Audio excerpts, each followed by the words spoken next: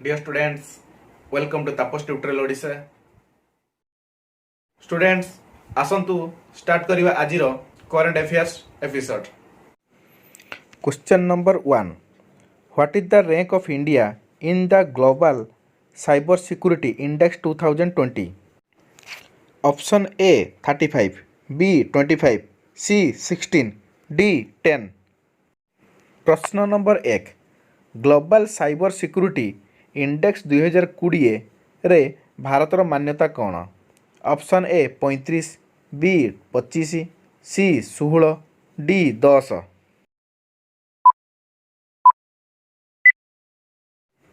Answer option D 10 notes. Global cyber security index 2020 has been launched by the International Telecommunication Union, a UN body. Okay, India has entered the top 10 list of the first time. It has moved up 37 places to be placed in the 10th best country in the world on key cyber safety parameters. The US topped the index, followed by the UK and South Korea at the second position and Estonia at third in the index. Uttar D 10. टिप्पणी. मिलित जातिसंघर आंतर्जातिक टेलीजोगाजोग union द्वारा global cyber security index 2020 आरंभ करा जायछि. भारत प्रथम थर पई top 10 तालिकार प्रवेश करिछि. प्रमुख साइबर सुरक्षा पैरामीटर रे यह विश्वर 37 दशम श्रेष्ठ देश रे स्थानित हेबाकु 37 स्थान को उन्नीत होइछि. सूचकांकरे अमेरिका शीर्ष रे रहिछि. द्वितीय स्थान रे ब्रिटेन एवं साउथ कोरिया एवं तृतीय स्थान रे इस्टोनिया रहिछि. Question number 2. On which date chartered accounts day in celebrate in India? Option A July 1, B July 2, C July 3, D July 4.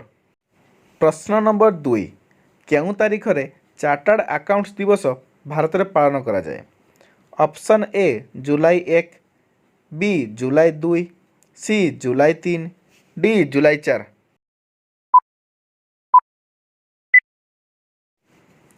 Answer option A July 1 notes.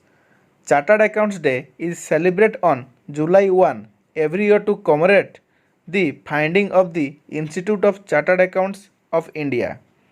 The Institute of Chartered Accounts in India was established by the Parliament of India in 1949 under an act. उत्तर A July 1.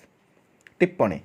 Institute of chartered accounts of India रो संधान को स्मरण करिया पई chartered accounts दिवस प्रतिवर्ष जुलाई 1 रे पालन करा जाए.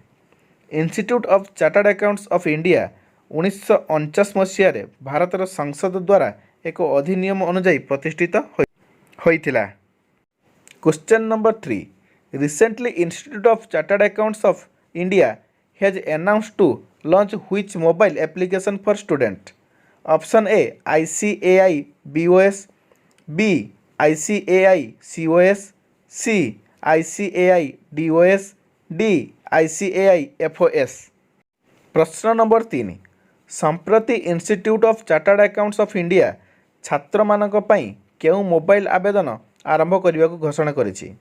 Option A ICAI BOS, option B ICAI COS, C ICAI DOS, D ICAI FOS. Answer option A ICAI BOS notes. Institute of Chartered Accounts of India ICAI will launch a mobile app for students of foundation, intermediate and final course student. The mobile app named ICAI BOS will provide next generation interactive learning and innovative way to improve quality services to the students. Uttar A ICAI BOS. टिप्पणी. Institute of chartered accounts of India ICAI foundation मध्यवर्ती एवं अंतिम पाठ्यक्रम छात्र छात्र मानक पई ଏକ ମୋବାଇଲ ଆପ୍ ଲଞ୍ଚ କରିଛି। ICAI BIOS ନାମକ ମୋବାଇଲ ଆପ୍ ଛାତ୍ରମାନଙ୍କୁ ଗୁଣାତ୍ମକ ସେବାରେ ଉନ୍ନତି ଆଣିବା ପାଇଁ ପରବର୍ତ୍ତୀ ପିଢ଼ି ଇଣ୍ଟରାକ୍ଟିଭ୍ ଲର୍ଣ୍ଣିଂ ଏବଂ ଅଭିନବ ଉପାୟ ପ୍ରଦାନ କରିବ। Question number 4. The Rampal Power Station that was making of news recently was located in which country? Option A Bangladesh, B Pakistan, C Nepal, D Kenya. प्रश्न नंबर 4. सांप्रतिक खबर प्रस्तुत करुथिबा रामपल पावर स्टेशन केउं देश रे अवस्थित होइथिला? Option A Bangladesh, B Pakistan, C Nepal, D Kenya. Answer A Bangladesh. Notes: The Rampal Power Station is a 1320 megawatt coal-fired power station currently under construction of Rampal Upazilla of Baghat district in Khulna, Bangladesh. It will be the country's largest power plant. It is being set up by BIFPCL. उत्तर ए बांग्लादेश. टिप्पणी Rampal power station हेउची बांग्लादेशर खुलना स्थित बागेरहाट जिल्लार रामपाल उपजिल्ला ठारे वर्तमान निर्माणाधीन 1320 megawatt कोयला चालित विद्युत केन्द्र. यह देशर बृहत्तम विद्युत केन्द्र. यहाकू BIFPCL द्वारा सेटअप करा जायछि. Question number 5. The communist party of China that was making by news recently was founded in which year? Option A 1921, B 1922, C 1923, D 1924. प्रश्न नंबर 5. चाइनार कम्युनिटी पार्टी जहाँ निकटरे खबर प्रस्तुत करुथिला केउं वर्षरे प्रतिष्ठित होइथिला? Option A 1921, B 1922, C 1923, D 1924. Answer option A 1921. Notes: The Communist Party of China, the founding party of the People Republic of China. The CCP was founded in 1921. The CCP is officially organized on the basis of democratic centralism. China's Communist Party has marked the 100th year of its inspection recently. उत्तर A 1921. टिप्पणी चाइनार community party people's republic of चाइनार प्रतिष्ठिता दल. CCP 1921 रे प्रतिष्ठित होइतिला. गणतांत्रिक केंद्रीयता आधार रे CCP अनुष्ठानिक भाव में संगठित होइतिला. चीन कम्युनिटी पार्टी यार आरंभ 100तम वर्ष पालन करिछि. Question number 6. Mastercard has painted with which fintech firm to launch the mandate HQ platform? Option A Razorpay, B Instamojo, C Policybazaar, D Pine Lab. प्रश्न नंबर 6. मास्टरकार्ड केउं फिनटेक फार्म सहित सहभागी होइछि मांडेट HQ प्लाटफर्म लॉन्च करने? Option A Razorpay, B Instamojo, C Policybazaar, D Pine lab.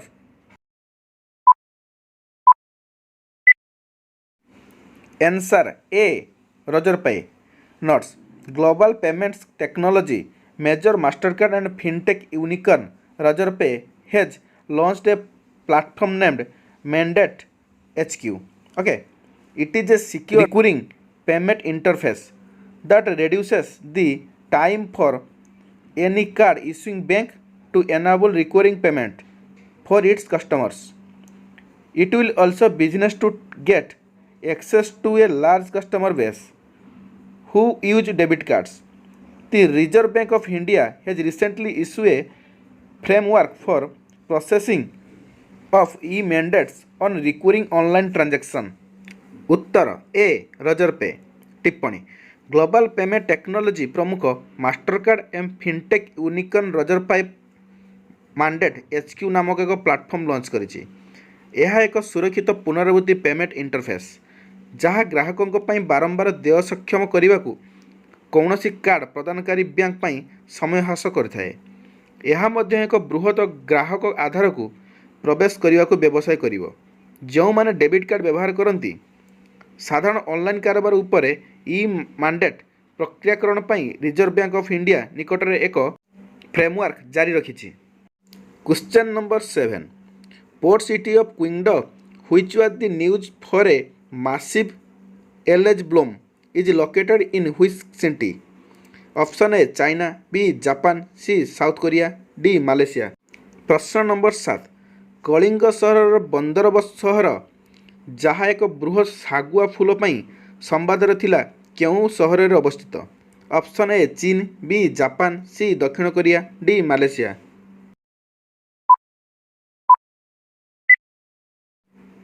Answer A China notes Chinese port city of Qingdao which was making news recently has a massive algae boom is threatening sea life, tourism and water transport. Okay. In response to the China has developed thousands of boats and machines to deal with the massive algae bloom. As per the environmentalist, the climate change and pollution contributed to the production of the organic matter which contains microorganisms and can flourish when nutrient rice swag flows into seawater. उत्तर ए चीन। टिप्पणी चीन बंदर सहर कलिंगो निकट एक खबर देउथिला एक बृहत आल्गाबम समुद्र जीवन पर्यटन एवं जल परिवहन प्रति विपद सृष्टि करुछि। यार जवाब में चीन हजार हजार डंगा एवं मेसिन नियोजित करिछि।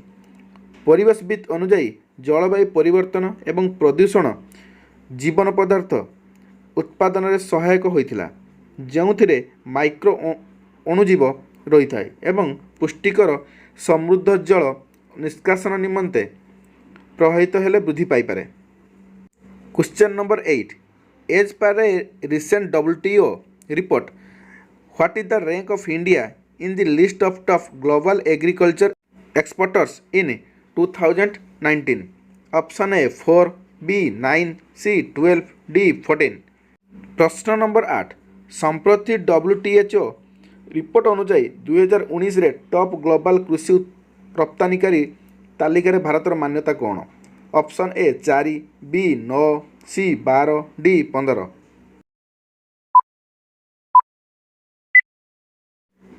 Answer B 9 notes according to a World Trade Organization report on the trends in world agricultural trade in the past 25 years, India has extended into the top 10 list of agriculture produces exports in 2019. Its main exports are rice, cotton, soybean and meat. At 9th place, India's share in global agri exports was 3.1% in 2019. Okay. European Union in 2019 overtakes the US as the top exports. US, which topped the list in 1995, is at second place with 13.8% share in 2019. Brazil is at the third place. उत्तर B 9। टिप्पणी गत 25 वर्ष मध्य विश्व कृषि वाणिज्यर धारा उपरे विश्व वाणिज्य संगठन रिपोर्ट अनुसार भारत 2019 रे कृषि उत्पादन रप्तानकारी श्रेष्ठ 10 तालिकार स्थान पाई। यह मुख्य रप्तानी उप हेउची चाउल, कपा, सोयाबीन एवं मांस। नवम स्थान में 2019 रे विश्व कृषि उत्पादन रे भारत अंश 3.1% थिला। 2019 रे यूरोपीय यूनियन श्रेष्ठ रप्तानकारी भाव में अमेरिका को अतिक्रम करिछि। 1995 रे लिस्ट शीर्ष थिबा अमेरिका 2019 रे 13.8% अंशधन सहित द्वितीय स्थान रे अछि। ब्राजिल तृतीय स्थान रे रहिछि। Question number 9 Basavaraj S Bommai has been sworn in as the chief minister of which state? Option A Telangana, B Assam, C Manipur, D Karnataka.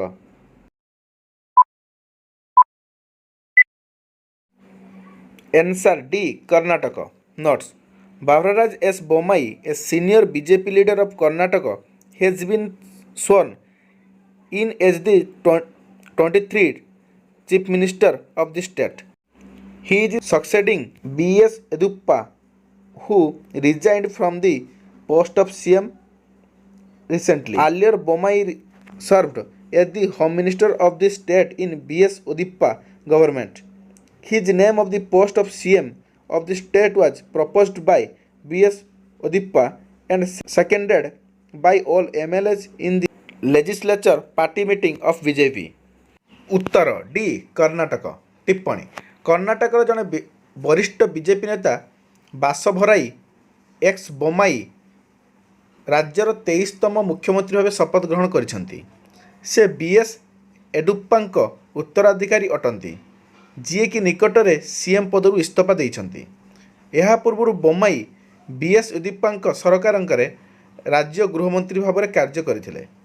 राज्यर सीएम पद पई तांको नाम बीएस येडियुरप्पा द्वारा प्रस्ताव दि जाइथिला एवं बीजेपी विधानसभा पार्टी मीटिंग रे समस्त विधायकों द्वारा मनोनीत करा जाइथिला। Question number 10, which organisation releases the world economic outlook report? Option A RBI, B UNESCO, C IMF, D world bank. प्रश्न नंबर 10, क्यों संस्था विश्व अर्थनैतिक दृष्टिकोण रिपोर्ट प्रकाश करे? Option A RBI, B UNESCO, C IMF, D विश्व बैंक।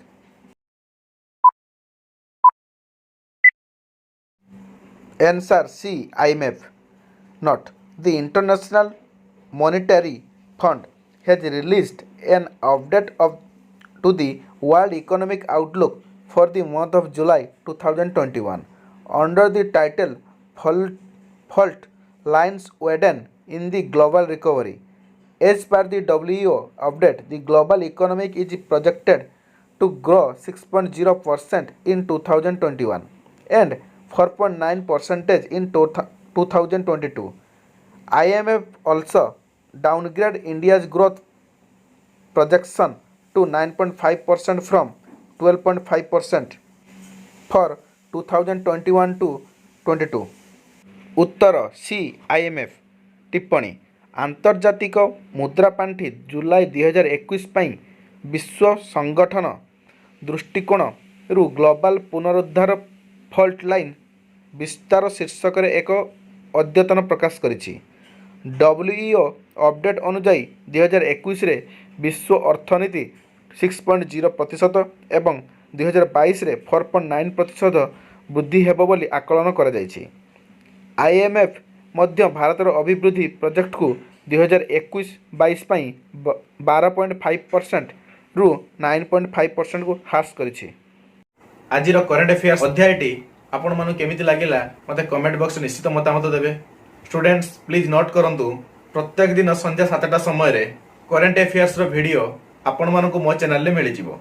जदि प्रथम थर पई मो चैनल टी देखुतांती लाइक शेयर सब्सक्राइब करिवे एवं पाखरे थिबा बेल आइकन को प्रेस करिवे, जहा द्वारा कि आपण मोर नुवा नुवा वीडियो सर्वप्रथम पाई परिवे।